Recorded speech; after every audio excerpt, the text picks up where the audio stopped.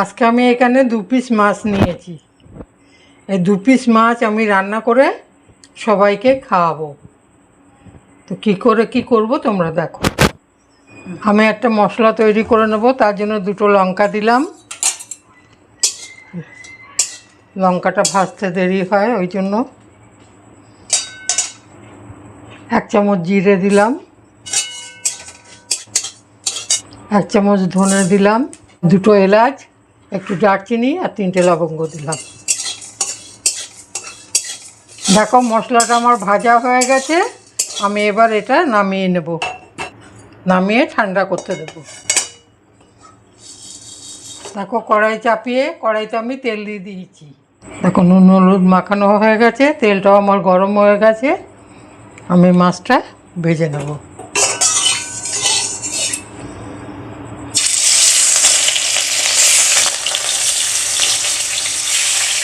আমি বেশি ভাজবো না, হালকা হালকা করে ভাজবো। দেখো মাছটা আমার ভাজা হয়ে গেছে, আমি তুলে নিচ্ছি।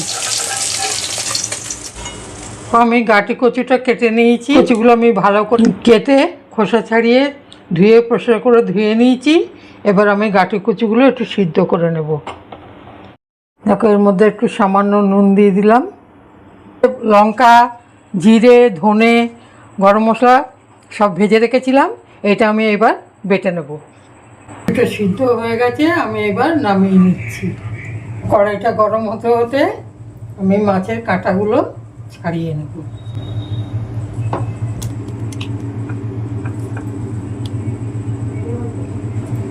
মাছের কাঁটাগুলো একদম পরিষ্কার করে বেছে নিতে হবে, নাহলে পরে আমি এমনি করে রান্না করব, মুখে ফুটবে।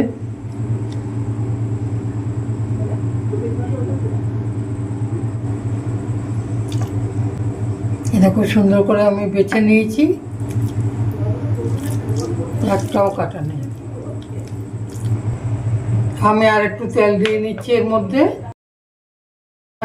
তেলটা গরম হয়ে গেছে, আমি এবার কচুগুলো একটু ভেজে নেব।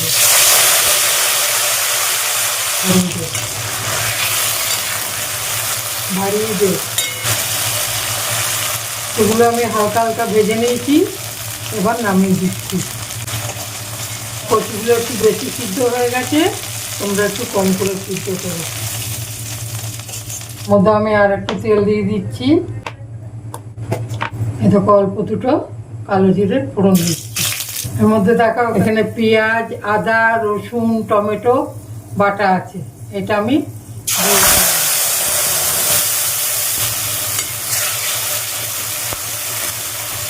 এটা একটু ভালো করে কষিয়ে নেবো আমি। এটা দেখো 1 চামচ হলুদ দিলাম। দেখো অল্প করে একটু নুন দিচ্ছি, নুনটা যার যার স্বাদ অনুসারে।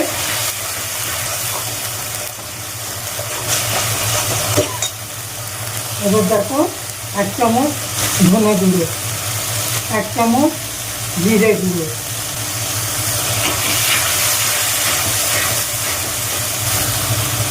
এই যে 1 চামচের কম লঙ্কা গুঁড়ো। এটাকে আমি ভালো করে কষিয়ে নেব। রং হওয়ার জন্য একটু কাশ্মীরি লঙ্কা গুঁড়ো, একটু জল দেব, দিয়ে আমি মশলাটা ভালো করে কষিয়ে নেব।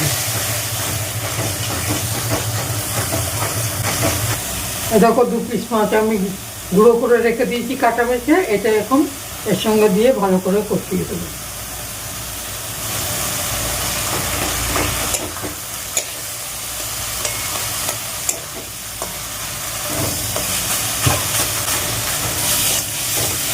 দেখো হালকা তেল ছাড়া শুরু করেছে, আর আমি বেশি ভাজবো না। আমার মশলা কষা হয়ে এসছে, আমি এবার অল্প করে ঝোল দেবো।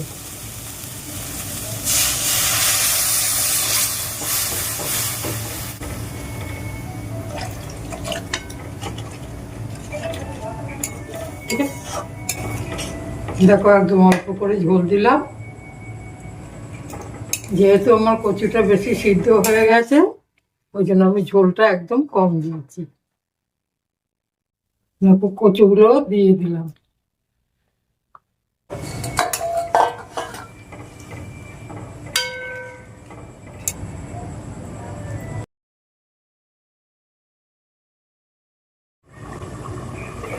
ঢাকাটা আমি খুলে নিলাম, তরকারিটা ফুটে উঠেছে। এই যে তোমাদেরকে দেখিয়েছিলাম মশলাটা আমি একটু তৈরি করে রেখে দিয়েছিলাম, এই মশলাটা এবার আমি এর মধ্যে দিয়ে দেবো, তাহলে স্বাদটা খুব সুন্দর হয়, গন্ধটাও খুব সুন্দর হবে।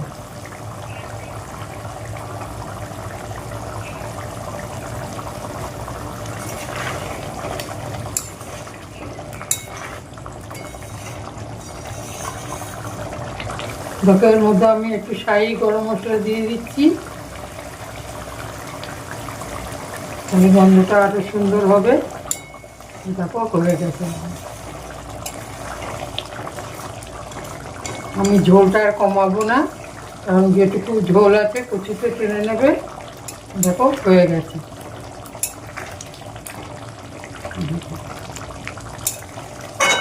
তোমরা এমনি করে রান্না করে খেয়ে দেখবে, তোমাদের যদি ভালো লাগে আমাকে একটা কমেন্ট করো, একটা লাইক করো, আর একটা সাবস্ক্রাইব করতে ভুলবে না।